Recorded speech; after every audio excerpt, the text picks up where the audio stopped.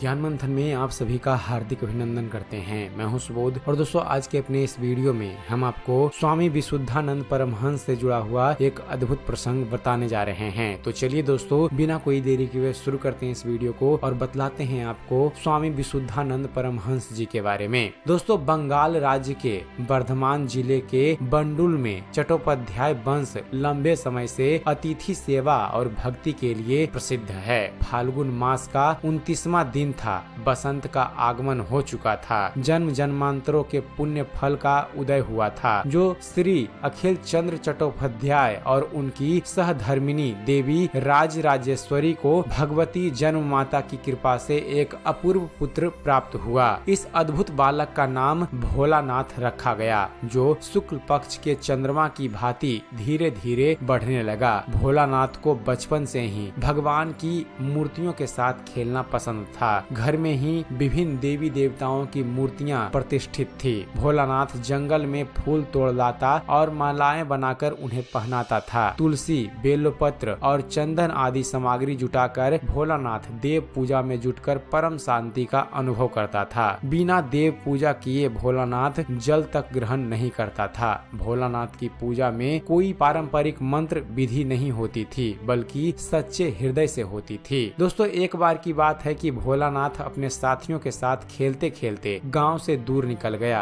वहीं बालुका में शिवलिंग स्थापित करके बिल्वपत्र आदि चढ़ाकर पूजा करने लगा। तभी एक उदंड बालक ने पूजा में विघ्न उत्पन्न किया तो बाल स्वभाव भोलानाथ ने क्रोध में आकर जोर से उस बालक को कहा, तूने हमारे शिव जी के साथ झगड़ा किया है, इसलिए अब तुझे उनका साप डसेगा। यह महज बालक के रोष से भरे उद्गार मात्र थे, किंतु आश्चर्य की बात है फ्रेंड्स कि जो भोलानाथ ने कहा वह सत्य हो गया। उसी दिन संध्या को उस लड़के को एक सांप ने काट लिया और वह निष्प्राण हो गया। जब यह बात भोलानाथ को पता चली तो उसने अपने हाथ से उसे स्पर्श मात्र किया और वह बालक फिर से ठीक हो गया। दोस्तों ग्राम में उत्तर दिशा में भंडार डीही के निकट एक शमशान में एक वृक्ष था। उस वृक्ष के नीचे एकांत में बैठना भोलानाथ को अत्यंत प्रिय था। जब कभी भी समय मिलता वह उस वृक्ष के नीचे एकांत में आ बैठता था। गांव में किसी साधु संत के आने का समाचार पाते ही भोलानाथ उनके दर्शन के लिए आतुर हो उठता था।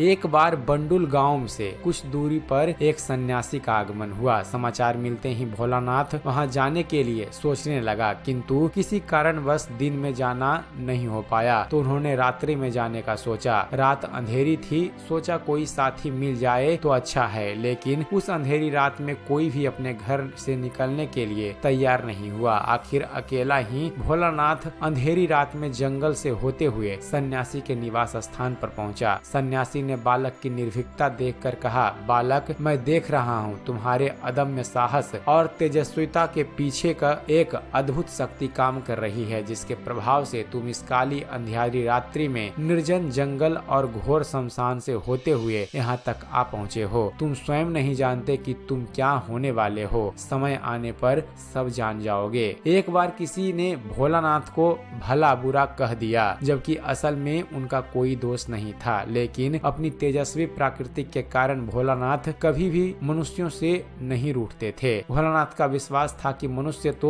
निमित्त मात्र है, असली कर्ता तो ईश्वर हैं, इसलिए वह ईश्वर से रुष्ट होता था। अपनी प्रकृति के अनुरूप ही उस दिन भी भोलानाथ रूठा और भगवान श्री कृष्ण की मूर्ति को हृदय से लगाकर आत्महत्या के विचार से पुष्करणी नदी में कूद पड़ा। किंतु आश्चर्य की बात है कि बालक जिधर भी गया पानी गहरा होते हुए भी घुटनों से ऊपर नहीं चढ़ा। थक हार कर भोलानाथ को नदी से बाहर निकलना पड़ा। जब लोगों ने यह चमत्कार देखा तब से वह भोलानाथ को विशिष्ट मानने लगे। भोलानाथ के घर के निकट ही बंकिम कुंडू नाम का एक व्यक्ति रहता था। उसका लड़का भोलानाथ का घनिष्ठ मित्र था। वह लड़का जब भी बीमार होता था भोलानाथ उसे श्याम सुंदर के स्नान का जल पिलाकर उसके माथे पर छिड़क देते थे। इतने मात्र से ही वह लड़का ठीक हो जाता था। एक बार भोलानाथ के काका ने उसके लिए धोती ला दी। भोलानाथ ठहरा बालक, उसने खेल ही खेल में पूरी धोती फाड़ फाड़ कर टुकड़े टुकड़े कर दिए। जब काका ने यह देखा तो वह बहुत गुस्सा हुए। तब भोलानाथ ने दुखी होकर फटी हुई धोती के टुकड़े मुट्ठी में बंद करके हवा में उछाल दिए तो धोती पूर्वतः हो गई। यह देखकर लोग चकित हो गए और आपस में भोलानाथ को देवताओं देवताओं का अंश बताने लगे। भोलानाथ से जुड़ी हुई एक और कथा है फ्रेंड्स कि जब भोलानाथ 6 महीने के थे तभी उनके पिताजी गुजर गए। तब से उनका लालन पालन उनके काका ने किया, लेकिन दुर्भाग्य की बात है कि जब भोलानाथ 8 वर्ष के थे तब उनके काका का भी स्वर्गवास हो गया। तब भोलानाथ की उनकी माँ ही एक सहारा थी। एक बार उनकी माताजी को विसूचिका नामक रोग हो गया। बहुत उपचार किए किंतु वह ठीक नहीं हुई। रोग दिन ब दिन बढ़ता जा रहा था। उनके बचने की उम्मीद सब छोड़ चुके थे। तब एक बार भोलानाथ की काकी ने उनसे पूछा, ए पगले, बता तो हमारी दीदी बचेगी या नहीं। भोलानाथ सरल हृदय का, उससे क्या पता विसूचिका क्या होता है। उसने तुरंत जवाब दे दिया, जरूर बचेगी, क्यों नहीं बचेगी। उसी रात वह अपने घर के पीछे गौशाला में जाकर गोबर के कंडों पर यह निश्चय करके बैठ गया कि आज उन सब देवी देवताओं का परीक्षा लूंगा। अगर उन्होंने कोई प्रत्युत्तर नहीं दिया तो सब मूर्तियों को तोड़ फोड़ कर फेंक दूंगा। उधर भोलानाथ बैठे और इधर रोगी माँ की हालत सुधरने लगी। सब व्यस्त थे तो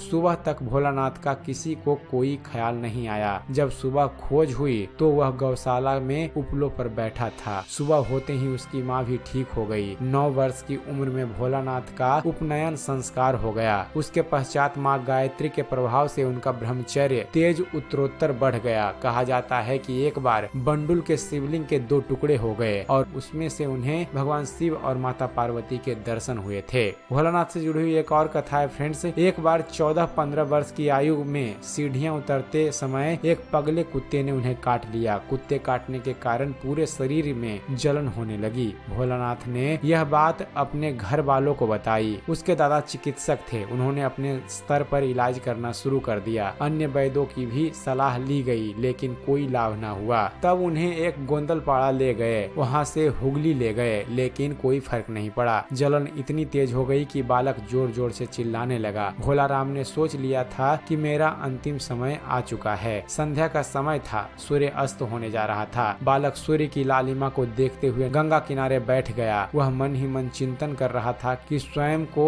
इस गंगा मैया की गोद में अर्पण कर दूं। तभी एक अद्भुत घटना घटित हुई। वहाँ वह एक टक गंगा की जल को निहार रहा था। तभी उसने देखा कि एक जटाधारी सन्यासी बार बार गंगा के जल में डुबकियां लगा रहा है। सन्यासी का मुख शांत प्रशांत के सदृश उज्जवल और अलौकिक जान पड़ रहा था। सन्यासी ने बालक का चेहरा देखकर ही सारा हाल जान लिया। गंभीर स्वर में सन्यासी बोला, बच्चा इतने चिंतित क्यों हो, हम अभी सब अच्छा कर दिए देते हैं। इतना कहकर वह किनारे पर आ गए। उन्होंने बालक के सिर पर हाथ रखा और बालक के पूरे शरीर में शीतल अमृत धाराएं प्रवाहित होने लगी। सन्यासी ने तभी वहाँ से एक औषधि लाकर दी और उसे घर लौट जाने को कहा। दूसरे दिन भोलानाथ फिर से गंगा किनारे उसी स्थान पर पहुंचा। उसने कहा, प्रभु आपने मुझे ठीक किया, मैं आपको छोड़ना नहीं चाहता, आप मुझे दीक्षा दीजिए। तब उन्होंने भोलानाथ को एक आसन और मंत्र दे दिया और कहा, हम तुम्हारे गुरु नहीं हैं, तुम्हारे गुरु यहाँ से दूर हैं। समय आने पर वह तुमसे मिलेंगे और आगे मार्गदर्शन करेंगे। इसके पश्चात भोलानाथ अपने गुरु की खोज में तिब्बत और हिमाचल पहाड़ियों में भटकने लगे। तब उन्हें किम्बाहिम कुटी में उन्हें गुरु की प्राप्ति हुई। उन्होंने अपने गुरु के निर्देशन में 12 वर्षों तक सूर्य विज्ञान का अभ्यास किया। आगे चलकर वह योगी विशुद्धानंद के नाम से